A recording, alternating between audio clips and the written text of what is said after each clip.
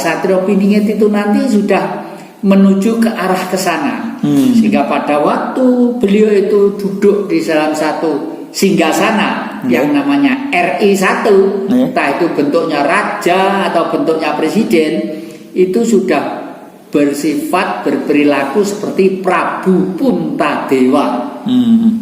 Prabu Puntadewa, Ratu Pendowo itu, waduh, dulu pernah saya gambarkan orang jujur, orang lugu, orang sederhana. Oleh karena itu sebenarnya simbol aja. Simbol kita sebagai bangsa Bhinneka Tunggal Ika, kita itu adalah Hestina. Orang Hestina itu kita ini ya, beraneka ragam, corak, ada yang seperti Dursasana, ada yang seperti Durmogati, ada yang seperti Sengkuni, ya, tukang adu domba, gosok kesana kemari, ngadu kesana kemari. Ya itulah keberadaan kita. Nah, tetapi dengan nanti seorang pemimpin yang seperti Puntadewa, itu semua terakomodir ya, karena yang namanya plus itu tidak ada minus, tidak akan nyala. Nah, mungkin fungsinya Sengkuni sebagai minus untuk menyalakan. Dengan Sengkuni yang berperilaku keliru, yang berperilaku selalu menjengkelkan, baru inisiatif orang itu timbul. Nah. Kemudian yang pernah bilang bahwa Satrio Piningit jilid 1 itu Bung Karno. Nah, Satrio Piningit yang kedua nantilah yang akan meneruskan Presiden Jokowi kira-kira. Ini mungkin bisa diusulkan ya. Setiap kurun waktu tertentu orang yang dipingit untuk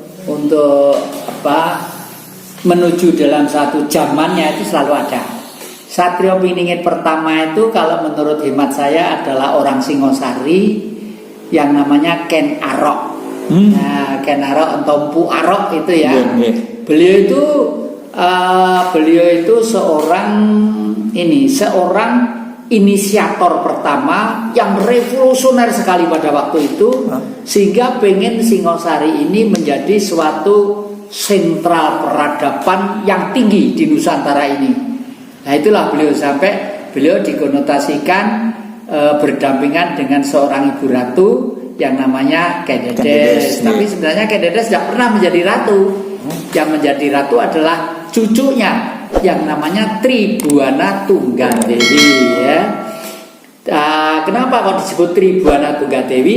Tri itu 3, Buana itu jagat, Tungga itu menyatu, Dewi itu wanita. Seorang wanita yang di dalam karakter tubuh dan sifatnya itu mampu mengakomodir kekuatan makrokosmos kepada mikrokosmos. Jagat gede disatukan cahayanya menjadi jagat cilik, maka dari itu lalu bergelar ratu di Majapahit Tribuana Tunggadewi yang kekuasaannya selama 341 tahun. Nah, gitu. Itu justru Satrio Piningit pertama. Gitu. Ini inisiator pertama, revolusi yang pertama.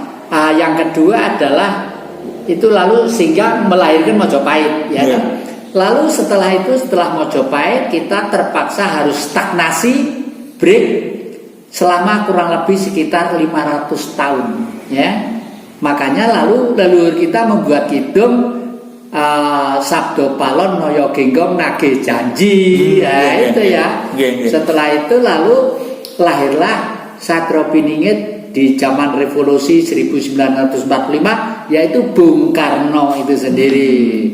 Bung Karno. Jadi Bung Karno itu Satrio Piningit zaman revolusi. Iya, zaman revolusi. Nah, ini kalau menurut hitungan saya, karena setiap kurun waktu perubahan era dan sistem itu 700 tahunan ya. Kalau 70 tahun itu hanya umurnya manusia. Oleh karena itu nuwun sewu, seperti kemarin kita kabarkan bahwa Bapak Jokowi itu mengisi waktu tapi memulai. Iya, mengisi waktu tapi memulai ya. Karena itu juga dituding leluhur juga. Dituding leluhur untuk memimpin negeri ini. Ternyata beliau tuh karena negeri ini dulu seperti tak ubahnya rumah yang gelap. Beliau mulai masuk rumah mulai menyalakan lilin dan lilin itu menyala. Begitu nyala, Tapi begitu lilin menyala rumah gelap. Begitu mau keluar rumah, di luar rumah itu justru lebih gelap. Artinya apa? Waktu Bapak Jokowi itu memimpin, justru Indonesia itu kelihatan gelapnya, itu kelihatan gelap karena apa? Karena ternyata ini dikuasai oleh oknum ini dikuasai oleh oknum ini dikuasai oleh oknum inilah. Kekuasaan dari oknum-oknum yang merasa memilih itulah yang akan ditandangi oleh Bapak Jokowi. Ya, Bapak Jokowi tadi itu, sehingga kegelisahan oknum-oknum itu menciptakan atau mengkondisikan situasi untuk hirup pikuk, untuk rame, ya. Iya. Karena Jokowi berani dari mereka ya. Termasuk berani beliau itu.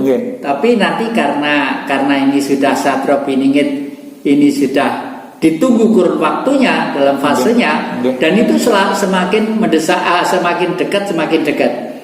Kalau era pergantian politik itu setiap 700 tahun sekali, zaman abad ke-12, ya, zaman abad ke-14 maju lagi. Sekarang tahun 2021, era revolusionernya itu juga maju juga. Apalagi tambah ilmu pengetahuan seperti ini, seperti ini, semakin maju juga, semakin maju. Tetapi bangsa kita itu harus merasa beruntung dengan kemajuan situasi digitalisasi dan situasi politik yang sulit diprediksi. Kok anak-anak kita, cucu-cucu kita di sebelah timur sana, di sekitar Flores sana itu justru menghasilkan sistem digitalisasi yang sangat canggih sekali. Jadi misalnya Jatikusumo itu didulek di situ, dicari di fitur gitu, tak gitu udah kelihatan. Ini Jatikusumo, hidungnya ini meripatnya seperti ini, anunya seperti ini gitu. Dulu ini kecilnya pengembala kambing segala macam gini.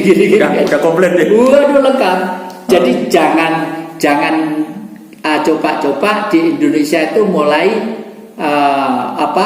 berbuat sesuatu yang kira-kira melanggar norma dan etika, apalagi kriminal dan perdata. Jangan sampai ya, karena sangat maju. Dan itu nanti kalau negara ini sudah maju, di sekretariat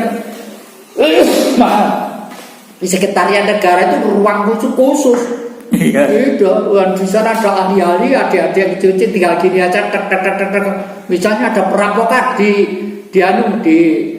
di suatu daerah, itu daerah mana, misalnya daerah Banyuwangi atau Madura atau Lumajang, langsung daftar orang yang sok nakal itu siapa, dilihat ini cirinya inilah, lalu yang bersangkutan nanti didatangi polisi misalnya, tahu Pak enggak ciri-cirinya orang yang datang dulu, tahu Pak, misalnya kulitnya agak hitam gitu, rambutnya agak gini, apa ini, lah itu Pak, betul Pak, itu Pak, dan itu begitu langsung seperti lalu lintas yang sekarang tuh pakai CCTV.